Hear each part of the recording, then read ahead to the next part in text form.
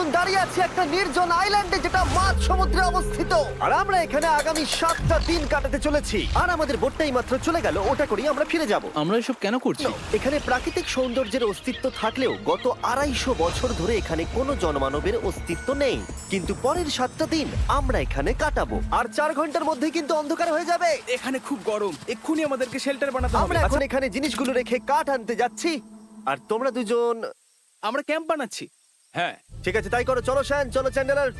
কি করে ক্যাম্প বানাবো? হচ্ছিল আমি জানি কারণ না। তোমার আর উপরে তাই পৃথিবীর সব থেকে বিপজ্জনক গাছ রয়েছে, যেটা কাটলে খুবই বিষাক্ত আঠা বের হয়, যা তোমাকে প্রাণে মেরে দিতে পারে। তাহলে আমরা এখানে কেন দাঁড়িয়ে আছি? আর ওদিকে নোলান আর ম্যাক আগুন জ্বালানোর জায়গা তৈরি করছিল। দেখো কত সুন্দর আগুন তৈরি করেছিলাম। তুমি এখানে তো নিশ্চিত আগুন- এটা আমাদের উপরে ভেঙে পড়বে না? শ্যান যখন বলেছে তখন ভরসা করা যেতেই পারে। সেরকম কিছু না। আর যখন আমরা এই সমস্ত কাজ করছিলাম তখন আমরা বেশ কিছু বন্য প্রাণীরও দেখা পেলাম। ভাই একবার এই মুরগিগুলোকে দেখো।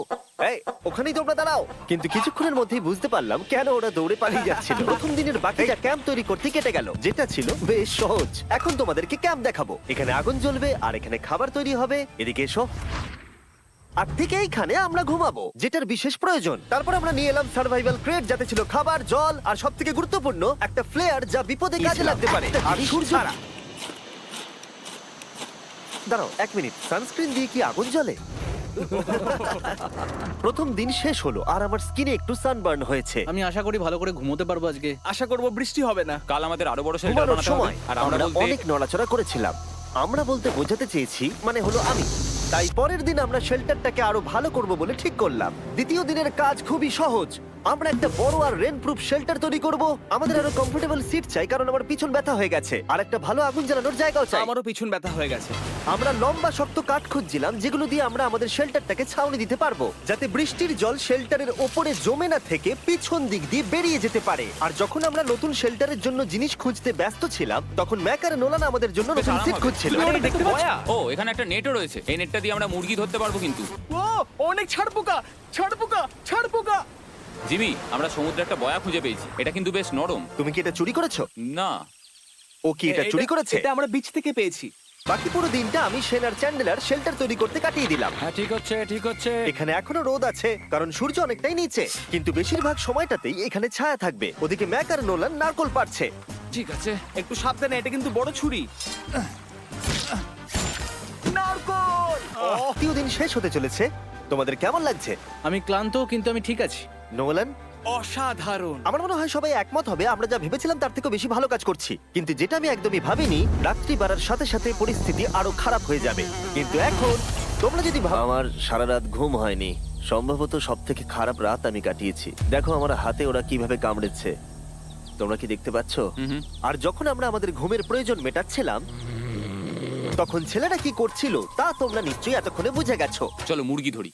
ওরা দড়িটাকে গাছের ওপর দিয়ে ঝোলালো, জালের 4টে মুখ বাঁধলো, আর এটা তৈরি হয়ে গেল। এটা কাজ করছে। এটা দারুণ হয়েছে।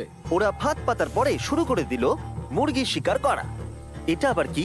এটা দিয়ে আমরা মুরগি শিকার করব। একবার দড়িটা দাও দেখি। তোমাকে দেওয়া যাবে না। এতক্ষণ ধরে তাহলে তোমরা এইসব করছিলে? এবং অবশেষে অনেক অপেক্ষা করার পরে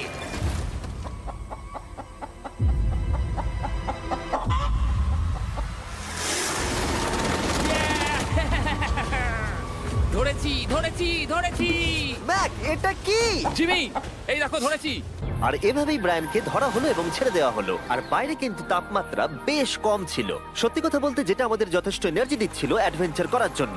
আমার পিছনে আইল্যান্ডটা দেখতে পাচ্ছো? আমরা এখন ওখানে যাবো ম্যাক। ভাই এখানে তো অনেক মাছ রয়েছে। সত্যি? হ্যাঁ, এই দেখো একটা স্টিংরে। আর এখানে কত মাছ ঘুরছে দেখো। এখানে তো দেখছি ঢেউগুলো অনেক বড় এবং ওগুলো আমাদের দিকেই আসছে। এই দেখো। দেখো একটা বড় আসছে। আমরা প্রায় পৌঁছে গেছি। লাগছে। আমরা পেরেছি। জানি না আমরা কেন করলাম, কিন্তু আমরা পেরেছি।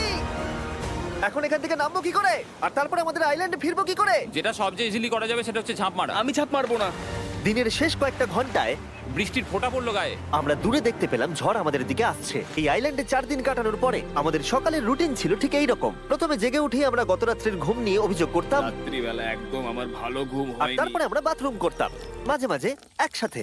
তোমাদের সঙ্গে বাথরুম করতে আমার অদ্ভুত লাগে। আর তারপরে আমরা খাবার খেতাম, প্যাক করা মিল।